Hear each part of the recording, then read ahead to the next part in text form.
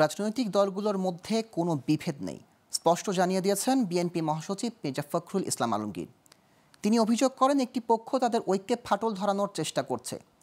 সকালে রাজধানীর সোহরাওয়ার্দী উদ্যানে এবি পার্টির জাতীয় কাউন্সিলে তিনি বলেন, দ্রুত নির্বাচন চাই বিএনপি, কারণ নির্বাচন দিলেই দেশে চলমান সব সংকট কেটে যাবে। এদিকে নয়াপল্টনে দলটির সিনিয়র যুগ্ম মহাসচিব রুহুল কবির রিজভী বলেছেন, বেশিরভাগ পণ্যে ভ্যাট বাড়ানোয় অন্তর্বর্তী সরকারের ওপর জনগণের আস্থা কমবে। বিস্তারিত জানাচ্ছেন আঞ্জাম খালেক। রাজধানীর সোহরাওয়ার্দী উদ্যানে বুধবার প্রথম কাউন্সিল আয়োজন করল আমার বাংলাদেশ পার্টি। এতে ৩ বছরের জন্য এবি পার্টির চেয়ারম্যান নির্বাচিত হলেন মুজিবুর রহমান মঞ্জু ও সাধারণ সম্পাদক ব্যারিস্টার আসাদুজ্জামান ফুয়াদ।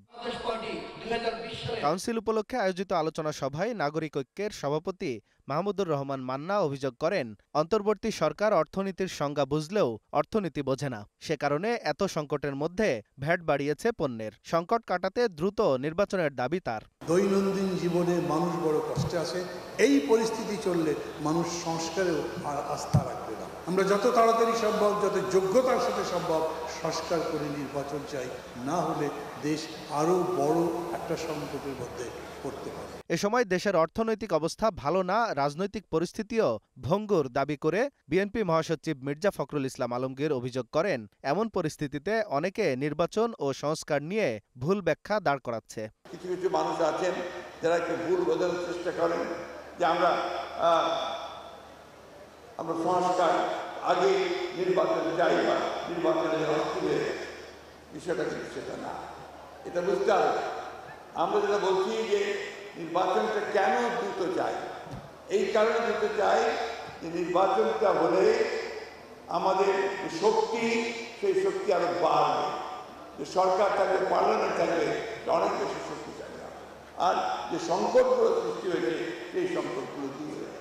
এদিকে নয়াপল্টনে বিএনপির কেন্দ্রীয় কার্যালয়ে সংবাদ সম্মেলনে দলটির সিনিয়র যুগ্ম মহাসচিব রুহুল কবির রিজভী বলেন, শতাধিক পণ্যের ওপর কর আরোপ আত্মঘাতী। এর ফলে ইউনূস সরকারের প্রতি মানুষের আস্থাহীনতা তৈরি হতে পারে।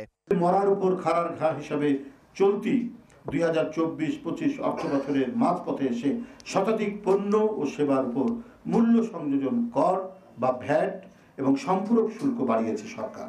ডক্টর ইউনূস সাহেবের সরকার মানুষের যে আস্থা, সেই আস্থা তো এটা চির ধরবে। ফ্যাসিবাদের দোসররা এখনো ষড়যন্ত্র করছে বলে অভিযোগ করে রিজভী বলেন, পাঠ্যপুস্তকেও বিএনপি সম্পর্কে আওয়ামী বয়ান ছাপা হচ্ছে। আঞ্জাম খালেক, গ্লোবাল টেলিভিশন, ঢাকা।